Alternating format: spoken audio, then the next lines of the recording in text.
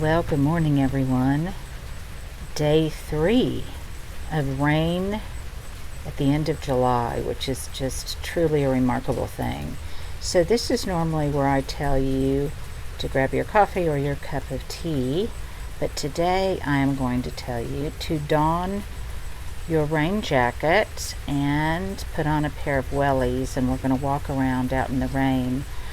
I hate it when I break the chain, when I miss a beat on a habit that I've established, and have been so good about putting up these daily little garden ventures for you, but yesterday I just got so busy that I didn't have time, plus it was pouring.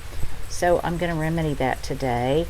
I've tucked Hubs away inside, so he will quit coming and going in and out the doors right in the middle of my little video here, distracting me from the task at hand. So I want to show you a couple of little mini projects that I've got going.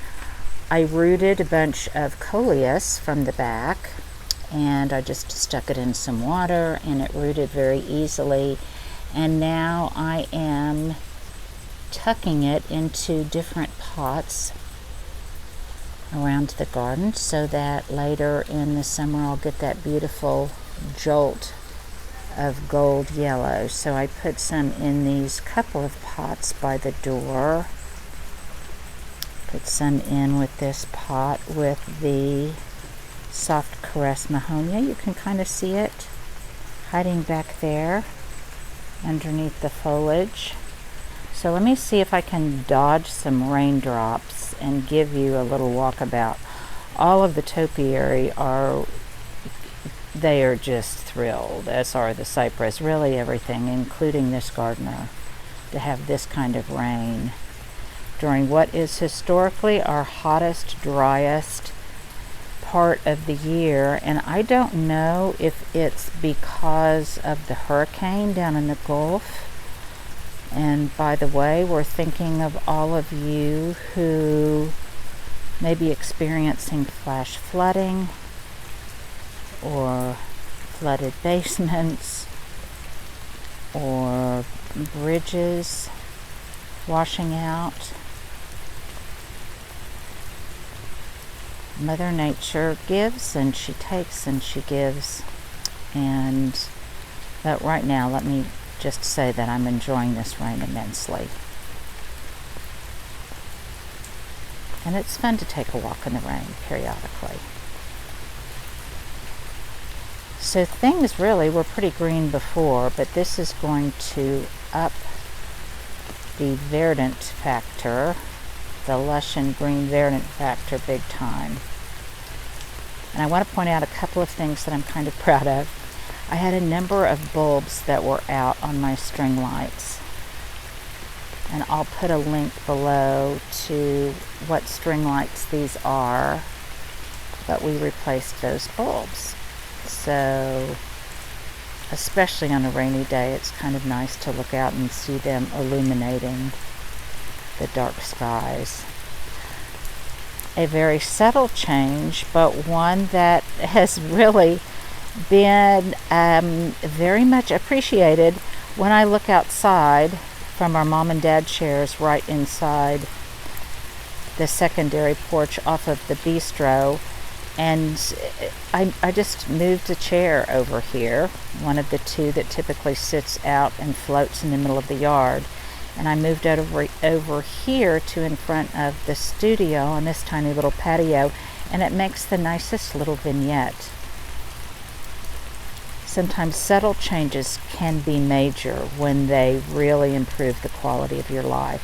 Now, another reason that I am so happy for this rain is that this is the time of year that the Boston ivy on the studio in the back typically starts getting very dry and crispy and buggy and gets white fly.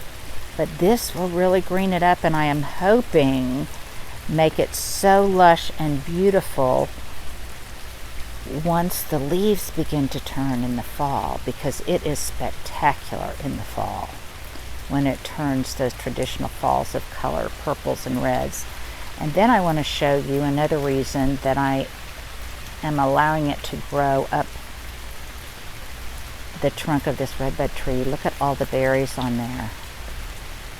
It is just laden with berries, probably compliments of the rain we had earlier in the season. Now this is a vigorous grower, but it is very easy, unlike the wisteria and trumpet vine and Virginia creeper that I'm always battling. This Boston ivy is relatively easy to control. For one thing, it was intentional, and I love the way it creeps across the step at the base. I did do a little bit of gravel refresh when the garden starts looking less than tidy at the end of the year. I can tell that small things like refreshing the gravel will make a huge difference. I've decided that as a category of blooming shrubs, Abelia is now at, it's right up there. And I'm going to do a whole tour when it's not raining on my favorite blooming shrubs that are not roses. I've showed you this before, but there's the kaleidoscope Abelia. It puts out tiny little white flowers. And then in the distance, kind of behind that geranium, you can see a lemon Abelia. And it's got variegated and white foliage. And actually, I am going to do a flower arrangement with that foliage and some of my white wedding hydrangeas that bloom late. They are very sodden right now, but I'm going to cut some of those to bring inside. I was looking at some pictures from past years. I cannot believe how much the furniture plantings, all the evergreens and the garden bones have grown. It's just remarkable. One thing I wanted to tell you about that is so fun, if you are considering subscribing to LVTV, and I'll put a link below as an enticement, I must tell you that I came across a treasure trove of really old foyer garden segments that I did for our local TV news station. And it was so fun to look on video how much different my garden looked. In some ways the house was painted then. It was before the fence, and this short fence, and some of the areas were painted this dark color. It was really fascinating to go back in time and see how the garden has matured and evolved and changed. Now we have had a lot of rain, and you can see one area that's problematic for me that doesn't drain very well, which is one of the reasons I have all of those pots elevated, the pots of rosemary and things. Now I'm getting pretty drenched out here, and I don't want to do any damage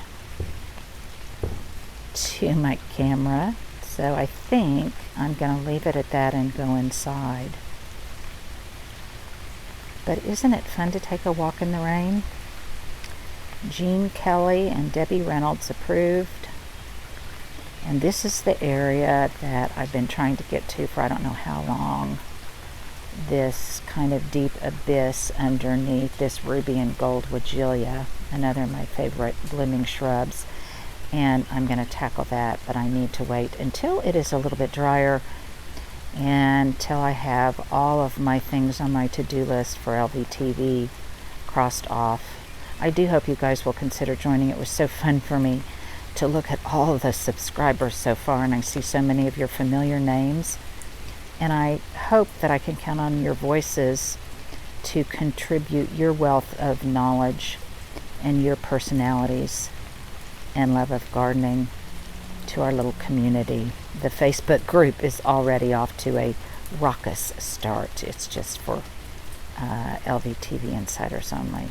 So there you go, a little walk in the rain, and an apology for not getting up anything yesterday.